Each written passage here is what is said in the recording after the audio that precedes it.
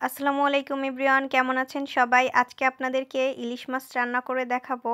মাছ ২ টা কিন্তু ছোট সাইজের ছিল, অনেক বড় ছিল না। ছুটিতে আমার ভাই বাসায় আসায় আমার আব্বু এই ২ টা মাছ নিয়ে এসেছিল আর আমি রান্না করছিলাম। তো আমি মাছগুলোকে কেটে নিয়েছি এবং ভালোভাবে ধুয়ে নিয়েছি। এখন মাছের ভিতর আমি হলুদ গুঁড়ো, লবণ এবং সামান্য পরিমাণে তেল দিয়ে মাছটাকে ম্যারিনেট করে রাখবো কিছু সময়ের জন্য। অন্যদিকে আমি চুলায় একটি কড়াই বসিয়ে দিয়েছি। কড়াইটা গরম হলে এর ভিতর আমি এখন তেলটা দিয়ে দেব। তেলটা গরম হওয়ার পর এখন দিয়ে দিচ্ছি পেঁয়াজ কুচি। আমি এখানে ১ কাপ পরিমাণ পেঁয়াজ কুচি ব্যবহার করেছি। পেঁয়াজটা তেলের মধ্যে দিয়ে ২-৩ মিনিট মতন নাড়াচাড়া করার পর যখন একটু লাল হয়ে যাবে এমন পর্যায়ে আমি ২ টেবিল চামচ পরিমাণ আদা রসুন বাটা দিয়ে দিচ্ছি।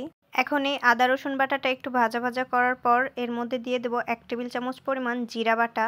এখন পেঁয়াজের সাথে মশলাটাকে একটু ভালোভাবে কষিয়ে নিচ্ছি। মশলাটা কষানোর জন্য আমি একটু পানি ব্যবহার করব। এখানে আমি সামান্য পরিমাণ পানি দিচ্ছি যাতে মশলাটা পুড়ে না যায়। এখন দিয়ে দেব কিছু কাঁচামরিচ। আমি এখানে কাঁচামরিচটা কেটে রেখেছিলাম তাই ব্যবহার করেছি। আপনারা পরিমাণ মতো বুঝে কম বেশি ঝালটা দিবেন। যে যেরকম ঝাল পছন্দ করেন ওরকমই মরিচের পরিমাণটা দিবেন। এবার এই মশলাটার ভিতর দিব ১ চামচ পরিমাণ লবণ এবং ১ টেবিল চামচ পরিমাণ হলুদ গুঁড়ো। দিয়ে দিচ্ছি সামান্য পরিমাণে পানি। যেহেতু মশলাটা একটু ঘন হয়ে এসেছে এবং তলায় লেগে যাওয়ার সম্ভাবনা বেশি তাই আমি একটু পানি দিয়ে দিলাম। এবার দিয়ে দেব একটু মরিচের গুঁড়া। যেহেতু আমি কাঁচা মরিচটাও একটু বেশি পরিমাণে ব্যবহার করেছি তাই ১ টেবিল চামচ পরিমাণ মরিচের গুঁড়াটা ব্যবহার করেছি। এবার ২ থেকে ৩ মিনিট এই মশলাটাকে আমি ভালোভাবে কষিয়ে নিচ্ছি। যখন একটু ঘন হয়ে এসেছে এবং তেলটা একটু ছাড়া শুরু হয়েছে এই পর্যায়ে আমি ওই ম্যারিনেট করে রাখা মাছগুলো দিয়ে দিচ্ছি।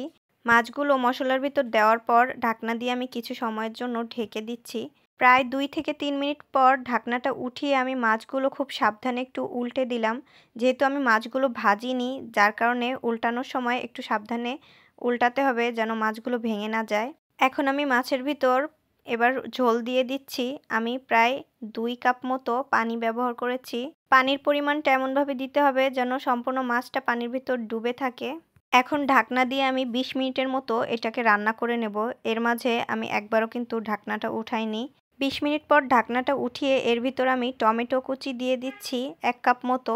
আমি টমেটোগুলো অনেক ছোট ছোট করে কেটেছি।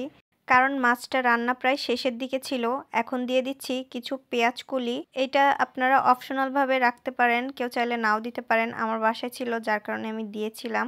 টমেটোটা দেওয়ার পর প্রায় ৫ মিনিট মতো আমি রান্না করে নেব। আর যেহেতু টমেটোটা অনেক ছোট করে কেটে দিয়েছিলাম যার কারণে আর বেশি সময় চুলার উপর আমার রাখতে হয়নি তরকারিটা। আমার তরকারি রান্না প্রায় শেষের দিকে এমন পর্যায়ে উপর থেকে কিছু ধনেপাতা কুচি এবং ভাজা জিরার গুঁড়া ছড়িয়ে দিলাম। এটা আমি প্রায় সবসময় করি। মাছের তরকারি রান্নার শেষ পর্যায়ে ভাজা জিরার গুঁড়া দিলে অনেক বেশি মজা লাগে খেতে। আমার ইলিশ মাছের তরকারিটা রান্না করা শেষ। এখন পরিবেশন করার পালা। উপকরণগুলো খুবই সামান্য কিন্তু এইভাবে করে একটু ইলিশ মাছের তরকারি রান্না করে খেয়ে দেখবেন। আসলে কিন্তু অনেক বেশি মজা লাগে। ভিডিওটা ভালো লাগলে অবশ্যই আমার পেজের সাথে থাকবেন। আজকে এই পর্যন্তই। আল্লাহ হাফেজ।